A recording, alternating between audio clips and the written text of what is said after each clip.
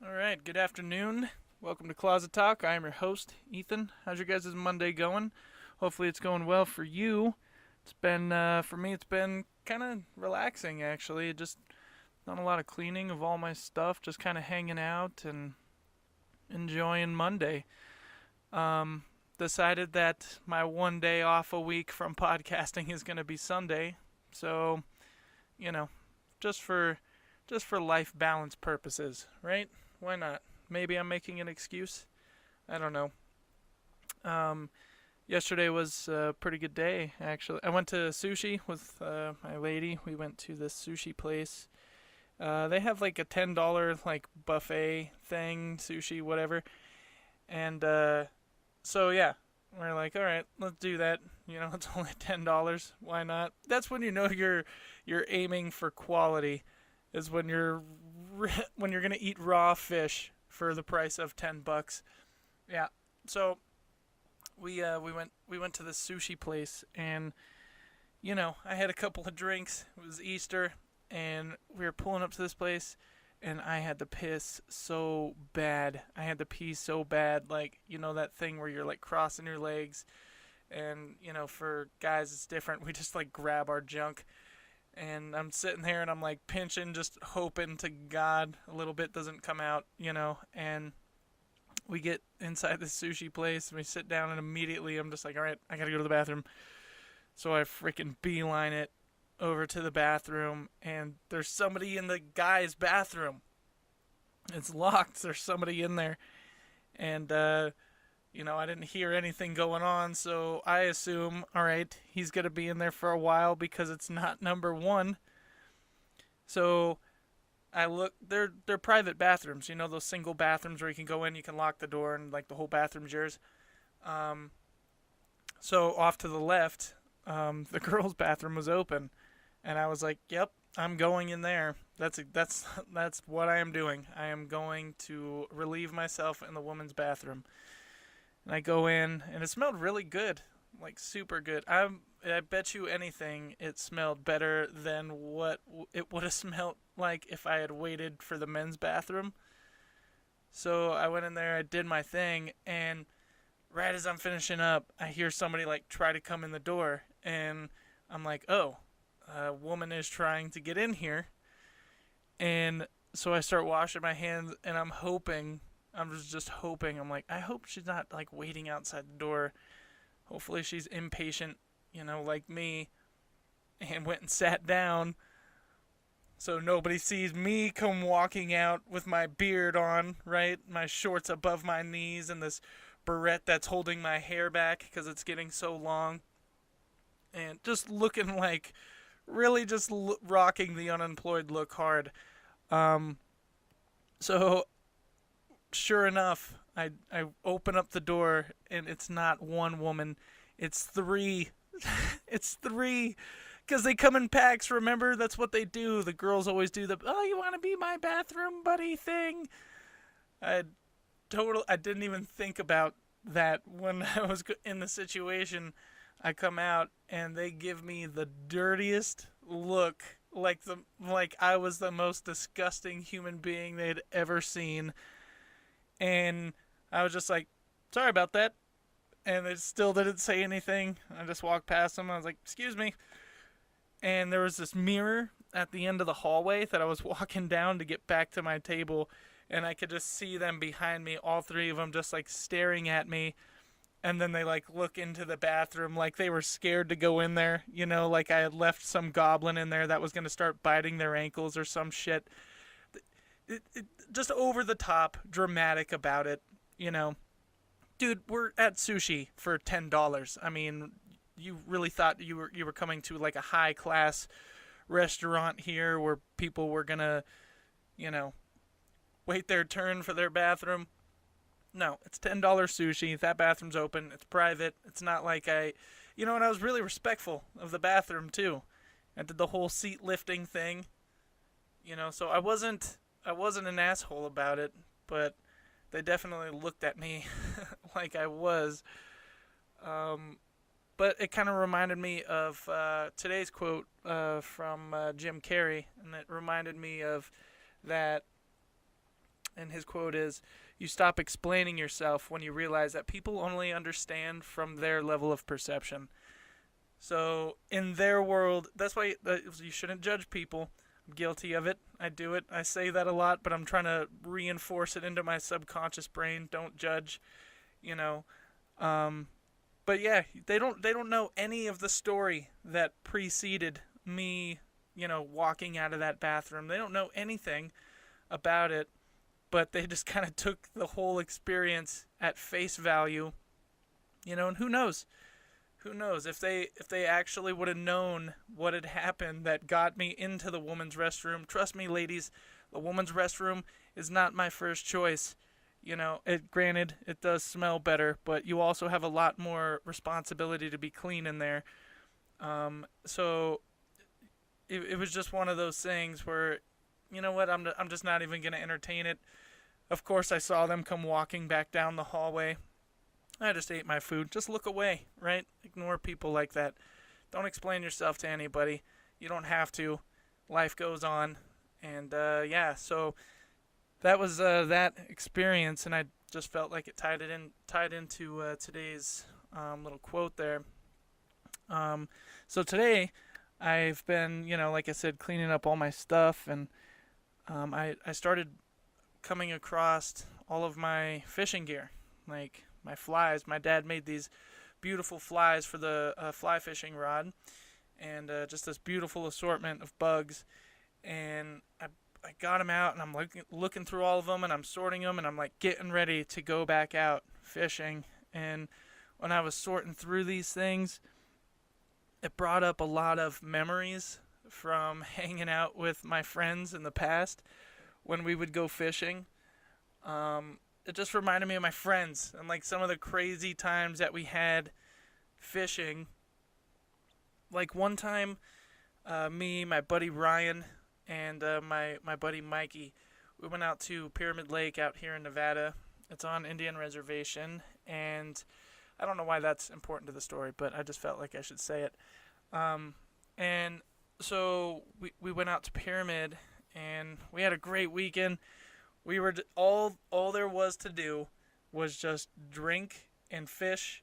All responsibilities were taken care of. It was one of those things where you just get to hang out, do whatever you want, and that's the best part, right? Just eat food, drink, and fish, and that's it. Just a real basic guy activity, And we got freaking super bombed that weekend, so bombed, and we had camped there, and when we had woke up in the morning, these people had camped on the beach, like right down from us, and they were blocking the way to get the car out. And so, but we wanted to move spots. We wanted to go to a different spot up the road, fish in a different area, and camp in a different area. And we just could not get off of the beach because they had blocked us in. So what my plan was I was going to turn. I owned a little red Kia Sportage at the time of this story. Just a real beater of a car. And, two of the front windows were busted out on it. By me not being able to throw a rock in the proper direction while I was drinking. So that's how those ended up out. Completely my fault. But now we're stuck on this beach, and we wanted to get down to the next point. And so I was like, okay, well, what if I just like flip a bitch, and then we'll go up the mountain on the other side. But to flip a bitch, like, you kind of had to drive on the beach and admittedly a little bit into the water. And I was like, okay, if I just go fast, right, I can get this thing flipped around, and we'll be out of here.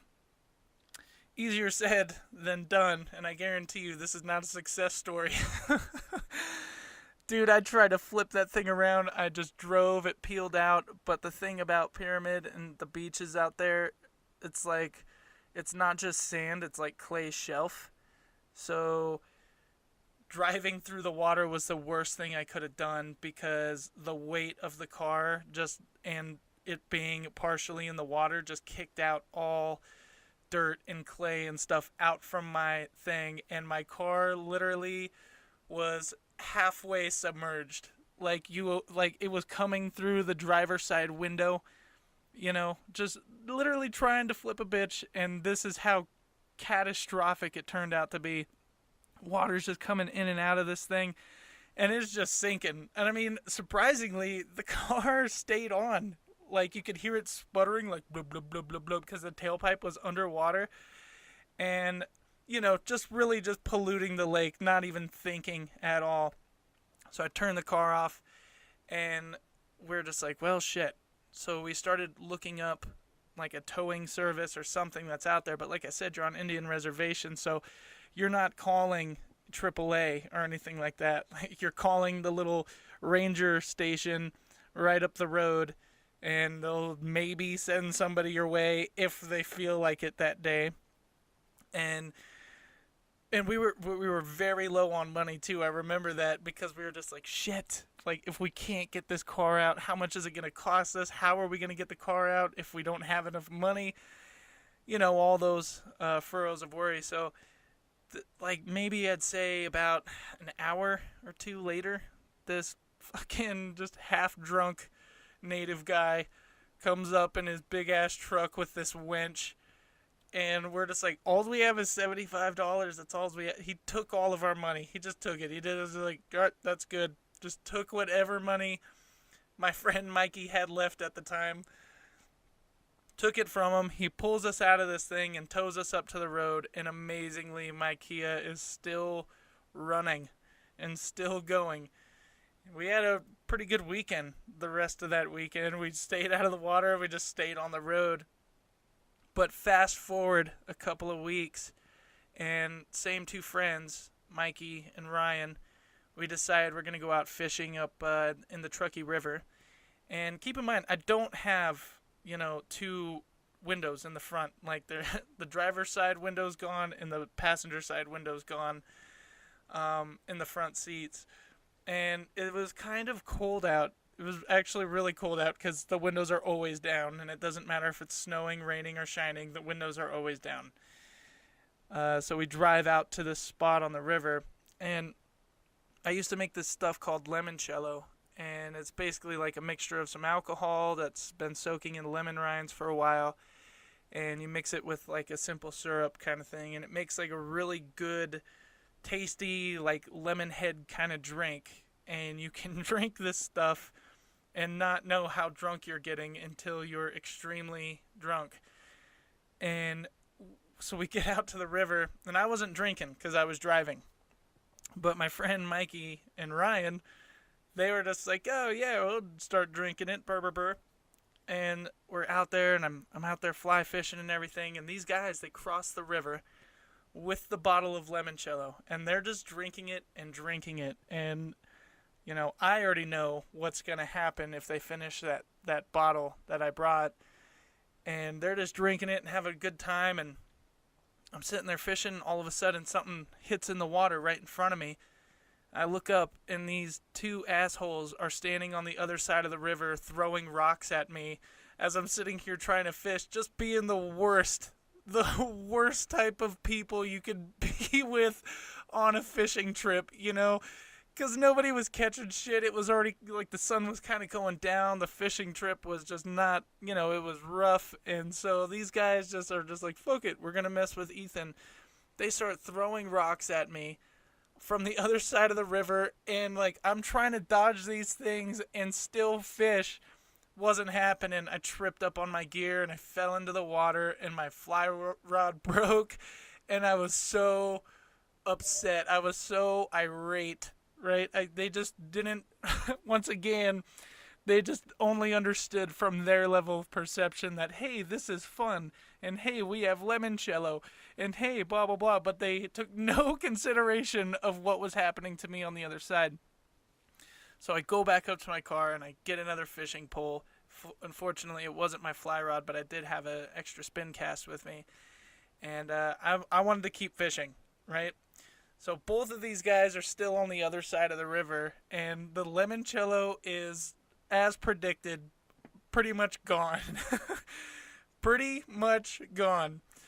So I'm sitting there and I'm fishing on the bank. And I look up to where the guys are at. And Ryan, he's standing in there and he has his waders on, right? But you can tell by the way that he's walking that the limoncello is starting to seep into his motor skills. Extremely. And Mikey had crossed the river and come back up on the other side with me by this point. And so we're sitting there and we're watching Ryan like fight these, just completely ignoring the fact that he's walking in whitewater rapids and they are stronger than him and pushing on him. And he's trying to juggle his gear. This was a classic instant karma for what they had just done to me at the beginning of the fishing trip. Because Ryan lost his balance, and immediately, when you're wearing waders, if you don't have them belted off up top and you're sucked underwater, your waders fill up, and instead of keeping you dry, they become now a 200-pound to 300-pound weight pulling you down with the current of the river. So that is exactly what happened to Ryan. His waders filled up, and we just see him floating down the river towards us. And I am laughing so hard because I'm just like, that's what you get. That is what you get. The limoncello backfired, right? You couldn't hang, and now your waders are full. There's these clips at the top of your waders where they hang on and you can push them, so if your waders fill up like that, you can escape out of them and not drown.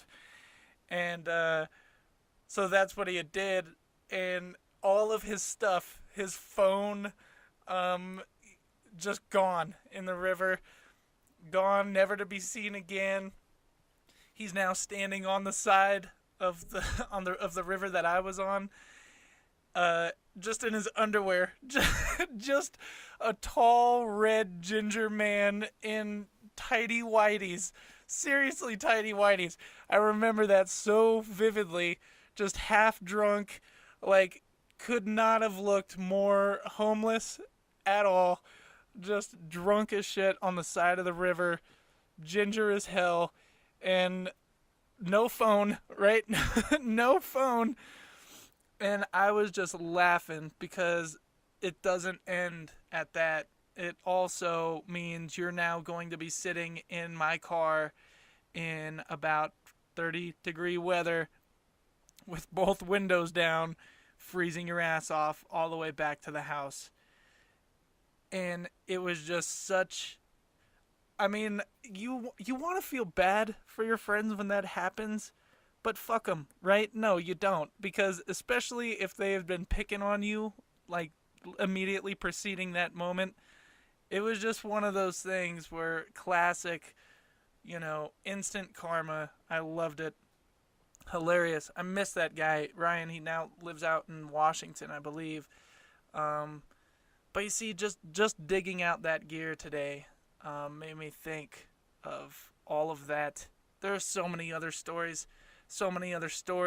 Like the time my friend Mikey got his face lit on fire, right? Because something exploded in the fire that I threw in there, and instead of getting back like everybody else, he leans into it.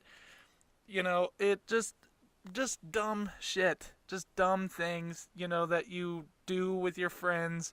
And it makes for just the perfect camping trip and a story that will last your entire life. Just looking at those flies today, digging them out, just reminded me of all of that stuff. My buddy Ryan actually got me into fly fishing. And, it hadn't been the first time or the last time that that we'd all mess with each other out there. Some days somebody would be more of a dick than the other. I'm not saying I wasn't a dick. I definitely was a lot of the times. Hence Mikey's face being lit on fire at some point. But, yeah, that's why I just want to encourage you guys. Spring is here. It's back upon us. It's warming up. I'm literally feeling my cabin fever shed as I start thinking about all of these stories and digging out all the stuff. I am so pumped for summer. I am so pumped for spring. So if I was you guys, try to make this summer and this spring just amazing. Get out there and do some stuff that you don't normally do. Spend a lot of time outdoors. That's what I'm going to be doing with my girlfriend. Lots of outdoor stuff, lots of fishing, shooting, all that stuff. So get out there and do something yourself. Don't stress yourself so much about work, you know. Get some projects done and then go and enjoy being out in the woods and just doing nothing and talking to friends. Put your phones away too, for fuck's sake. Stop going out you know how many times I go out camping and I see people just walking around on their fucking phone? Like, what are you doing? What are you doing? Talk to the people next to you. Do that. That's what I would recommend. Also, I would like you guys to give me some feedback if you would like to. I hope you guys enjoy the podcast so far. Submit your stories. Do you guys have some crazy stories like that with your friends out fishing where they're being dicks and instant karma just struck, you know? Or maybe you used a women's bathroom and you come to find out there's a mob of women that are just looking at you like a freaking pig. Submit your stories. Please submit them to closettalkwithethan@gmail.com. You can listen to this podcast on YouTube at Closet Talk with Ethan, or the Anchor app. I'm also on there. The Anchor app, I get to throw some music in, but not on YouTube. I can't do that. So please submit your stories, submit questions, whatever, even some constructive criticism or how you feel I could be doing this better. The next podcast that will be coming out, I will be having a video interview with my good friend John Egger, who is in town from Philadelphia. Fantastic stand-up comedian. We're going to ask him some jokes. So if you are ask him some jokes, Jesus Christ. We're going to ask him some questions. So if you have some questions for him, he's been doing comedy going on 20 years now. If you have any questions for him or, you know, just whatever, feel free to submit them. closettalkwithethan@gmail.com, and I'll get them on the podcast for you guys. I will ask them on the podcast, and you can get the first live video I don't know if it's going to be live, but the first video podcast for sure. So, anyways, thanks again, guys, for tuning in. I hope you guys enjoyed these stories today. Happy Monday. And remember, stop explaining yourself when you realize people only understand from their level of perception. Stop explaining yourself. Yeah, that's funny. That is funny. As I sat here and explained a story, right? Right? Tried to justify lighting my friend's face on fire. Jesus Christ, dude. All right. Yes. Thank you for those wise words, Jim Carrey. You stop explaining yourself when you realize people only understand from their level of perception. I hope you guys have enjoyed this and have a great Monday.